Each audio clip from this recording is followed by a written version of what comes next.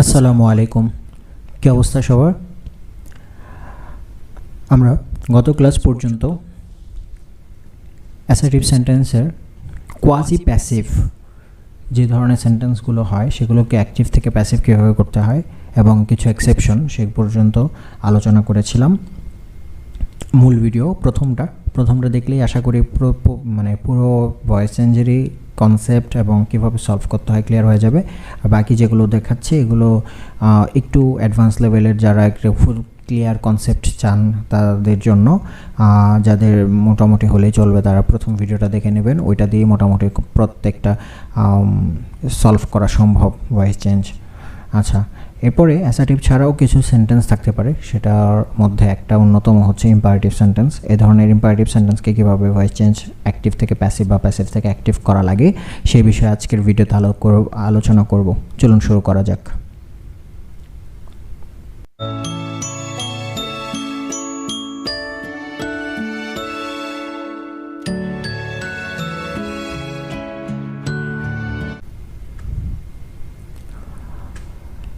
Active sentence ইম্পারেটিভের ক্ষেত্রে সাধারণত মূল ভার্ব দিয়ে শুরু হতে পারে।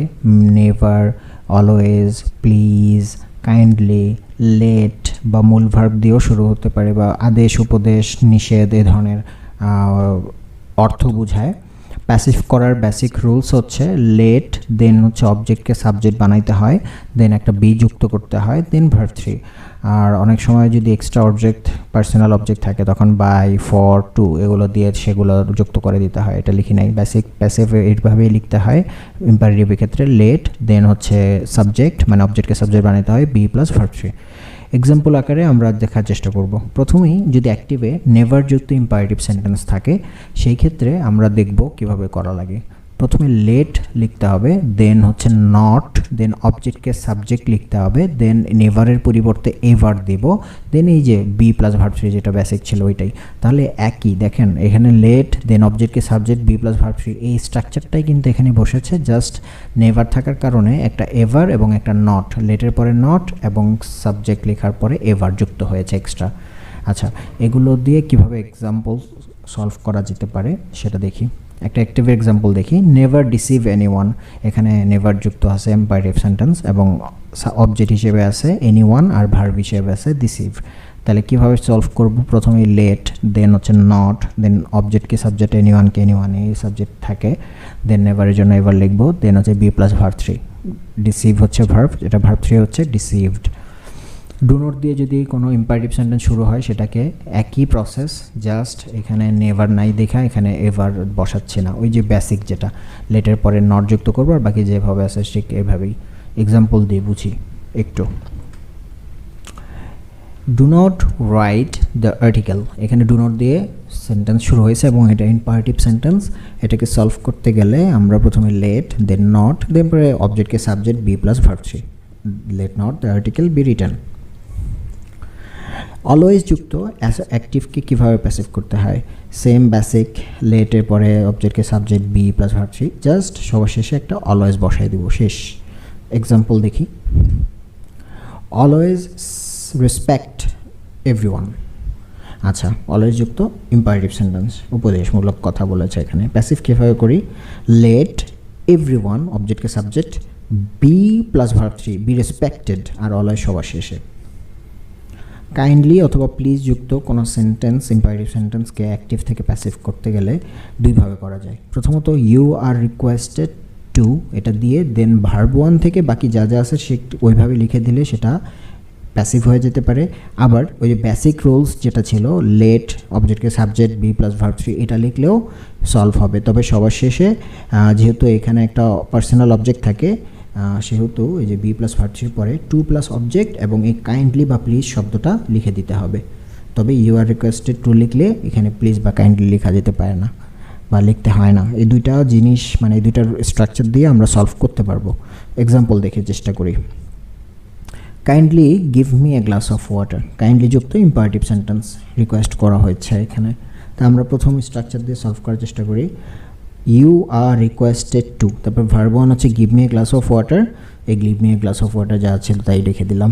তো এটা হচ্ছে প্রথম স্ট্রাকচার, এই যে এটা দিয়ে সলভ হলো।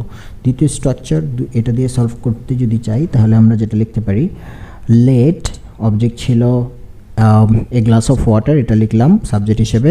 দেন হচ্ছে বি প্লাস ভার্ব 3, গিভ ছিল ভার্ব, এখানে বি প্লাস ভার্ব 3 হচ্ছে বি গিভেন। দেন হচ্ছে যেহেতু এখানে অবজেক্ট আছে, এই যে এখানে 2 প্লাস অবজেক্ট লিখতে হবে, আগে বলছি প্লাস কাইন্ডলি, তাহলে এখানে এগুলা অবজেক্ট ছিল মি, তাহলে টু মি কাইন্ডলি। শেষ, বুঝাতে পেরেছি আশা করছি। মেইন ভার্ব, এটাই হচ্ছে মূলত ইম্পারেটিভ সেন্টেন্সের প্রধান। মূল ভার্ব দিয়ে এই শব্দগুলো না দিয়ে, যেমন never, do not, always, please, kindly, এই শব্দগুলো ছাড়াও কিন্তু প্রত্যেকটা সেন্টেন্সে দেখেন মূল ভার্ব থেকেই শুরু হয়েছিল। তাহলে এই ধরনের শব্দ ছাড়া যদি কোনো মূল ভার্ব থাকে, সেই ক্ষেত্রে ওই যে বেসিক রুলসটা বসাবো, লেট অবজেক্টের subject be plus verb 3। Example দেখি, রাইট দ্য আর্টিকেল। এখন এই যে মূল ভার্ব থেকে কিন্তু বাকি অংশ আছে, তাহলে এখানে বেসিক রুলস দিয়ে প্যাসিভ করব। লেট আর্টিকেল হচ্ছে অবজেক্ট, সাবজেক্ট বানাবো দ্য আর্টিকেল, দেন হচ্ছে বি প্লাস ভার্ব 3, রাইট হচ্ছে ভার্ব 1, এটাকে ভার্ব 3 করলে written, then let the article be written. আচ্ছা, মেইন ভার্ব সাথে কোনো পার্সোনাল অবজেক্ট যদি থাকে, যেমন me, us, him, her, you, them, এগুলো হচ্ছে পার্সোনাল অবজেক্ট, তাহলে সলভ করার ক্ষেত্রে ওই বেসিক রুলস এখানে যা শিখেছি ওইটাই হবে, জাস্ট পার্সোনাল অবজেক্টের আগে আমরা ফর অথবা টু যুক্ত করে সেই অবজেক্টটা লিখব। তাহলে প্রথমত লেট, দেন অবজেক্টকে সাবজেক্ট, এখানে কোন অবজেক্ট, অবশ্যই দুইটা অবজেক্ট থাকবে, একটা বস্তুবাচক অবজেক্টকে আগে ধরবো, সাবজেক্ট বানাবো, আর বি প্লাস ভার্ব 3 যেভাবে ছিল ওইভাবেই। দেন ভার্ব অনুযায়ী, ভার্বের পরে অবজেক্ট অনুযায়ী ফর অথবা টু যুক্ত করব, দেন এই পার্সোনাল অবজেক্ট লিখব। এক্সাম্পল দেখার চেষ্টা করি, give me a pencil, give me a pencil, এখানে দেখেন অবজেক্ট দুইটা আছে, একটা হচ্ছে মি আর একটা হচ্ছে পেন্সিল। তো মিটা কিন্তু পার্সোনাল অবজেক্ট, তাহলে এখানে মেন ভার্বের সাথে যদি পার্সোনাল অবজেক্ট থাকে, আমরা এই পার্সোনাল অবজেক্ট ফর অথবা টু যুক্ত করে শেষে লিখব।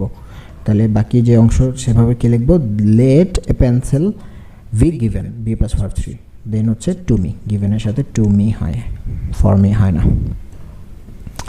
আচ্ছা, আরেকটা এক্সাম্পল হতে পারে লেট যুক্ত কোনো ইম্পারেটিভ সেন্টেন্স, সেখানে অবশ্যই পার্সোনাল অবজেক্ট থাকে। তাহলে দেখি, লেট, দেন অবজেক্টকে সাবজেক্ট বানাবো বি প্লাস ভার্ব 3, এই ক্ষেত্রে একটাই চেঞ্জ, সেটা হচ্ছে টু হয় না। লেট যুক্ত যদি সেন্টেন্সকে প্যাসিভ বানাইতে চান অ্যাক্টিভ থেকে, তখন টু এর পরিবর্তে সাধারণত এই ভার্ব 3 পরে বাই অথবা ফর লিখতে হয়, দেন হচ্ছে অবজেক্ট। তাহলে এক্সাম্পল দেখি, যেমন হতে পারে let me write the article, let যুক্ত কিন্তু এটা একটা ইম্পারেটিভ, নট এটা প্যাসিভ, এটা ইম্পারেটিভের অ্যাক্টিভ সেন্টেন্স। প্যাসিভ করতে হলে কি লিখবো, প্রথমে লেট, দেন অবজেক্টটা লিখবো দ্য আর্টিকেল, দেন হচ্ছে be plus verb 3, be return, then এখানে এই যে অবজেক্ট যেটা ছিল পার্সোনাল, সেখানে বাই অথবা ফর, যেহেতু রিটার্ন বাই ফর হয় না, কারণ আমার দ্বারা লেখা হয়েছিল, কারণ আমার জন্য লেখা হয়নি, এজন্য বাই, দেন হচ্ছে এই অবজেক্টটা লিখবো মাই মি। আশা করছি ইম্পারেটিভ সেন্টেন্স সম্পর্কে এই কয়েকটা রুলস, এইগুলোই আছে, আর বেশি নাই, এগুলো দিয়ে যদি ভালো করে শেখান, ইম্পারেটিভ নিয়ে আর কোনো ঝামেলা থাকবে না।